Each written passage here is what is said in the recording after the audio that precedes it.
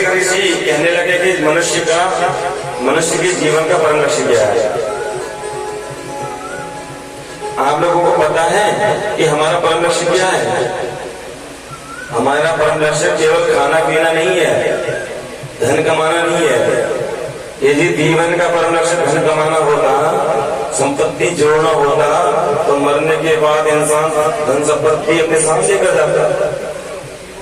खाली याद आए हैं, खाली हाथ जाना है, सभी को पता है।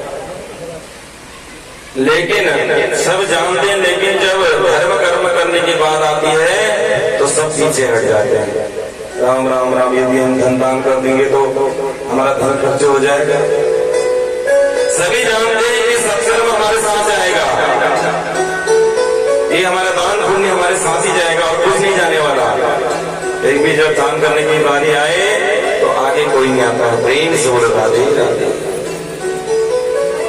तो सज्जनों, हमारे जीवन का परम लक्ष्य एक ही है, केवल एक ही, कि परमात्मा से प्रेम हो जाए। खाते पीते उठते सोते हर परिस्थिति में बाकी बहन के दर्शन हो जाए, भगवती माता के दर्शन हो जाए। खंबे को देखो तो उसमें भी भगवती माता नजर आए, तो समझो आप लोग नवदा भक्ति में प्रवेश करते हैं। हमारे जीवन का लक्ष्य ऐसे होना चाहिए। उससे क्या होगा? उससे ये होगा, जब मृत्यु का समय आएगा ना, तो जिंदगी भर हमने जो पाप कर्म किए हैं, अगर एक बार हम राम कह देंगे तो हम पहुंच जाएंगे राम के धाम। ये शादी विवाह बैंड बाजा टेंट जो खर्च किया पिता ने, उसका सार्थक तभी है जब कन्या का अपने पति से प्रेम हो जाए। अब खर्चा कर दिया लाखों का और पति पति में महाभारत हो रहा है, तो सब बेकार हो जाता है। इसलिए जीवन का परम लक्ष्य एक ही है कि परमात्मा से प्रेम हो जाए, हर वस्तु में गोविंद के दर्शन हो जाए, हर व्यक्ति में भगवान नजर आए। भगवान कहते हैं कि हे उद्धव, मूर्ति बनाया इंसान ने, क्या जो मूर्ति बनाता है वो कौन है? इंसान। और मूर्ति खरीदने वाला कौन? इंसान। और मूर्ति को खरीद के पंडित जी इसमें प्राण प्रतिष्ठा डालते, पंडित जी कौन? इंसान। प्राण प्रतिष्ठा जब हो गई, मूर्ति स्थापित हो गई मंदिर में, तो भक्त लोग दर्शन करते, पूजा करते, और भक्त लोग क्या? इंसान।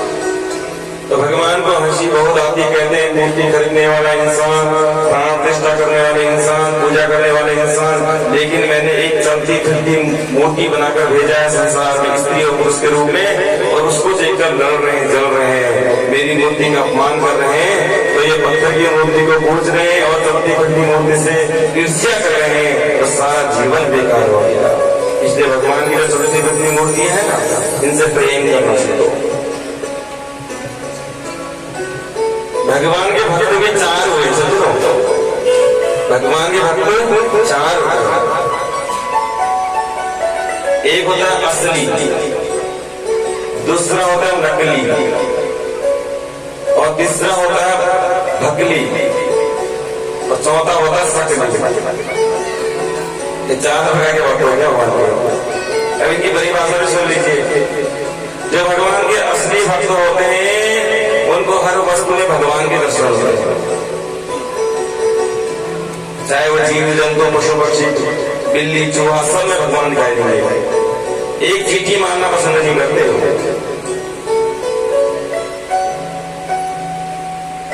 जीवों पर दया करते हैं, उसे कहते हैं असली भक्त। दूसरा है नकली, बढ़िया बढ़िया बढ़िया माला डाल दी, हाथों में अंगूठी पहन ली, मुख में राम राम, नकल में छूटा, बगुले जैसा बनकर बैठ गया, उसे कहते हैं नकली। और एक होता है भकली। भकली के क्या लक्षण है? बोले भकली, नकली तो थोड़ा बहुत पूजा भी कर रहा है, लेकिन भकली जो है भोकाल कर रहा है। कैसे भोकाल कर रहा है? बढ़िया बढ़िया गाड़ियों में घूम रहा है, बढ़िया बढ़िया आलिशान बंगले में रह रहा है, और कह रहा है भगवान भगवान कुछ नहीं होते, सब ढोको करो, बना खाओ पियो ऐश करो, 4 दिन की जिंदगी है, जहां जाए अपना सम्मान प्रतिष्ठा चाह रहा है, उसे कहते हैं शकली। और एक होता है शकली। शकली की क्या पहचान है? जो बातों बातों में भगवान को शक करने लग जाए, भगवान ने ऐसा क्यों किया, भगवान ने चोरी क्यों की, भगवान ने वैसा क्यों किया, राम जी रोए क्यों, राम जी विलाप क्यों कर रहे हैं। हर बातों में कोई कथा सुनाने बैठ जाए तो सुनाने वाले की खोपड़ी खराब कर देगा।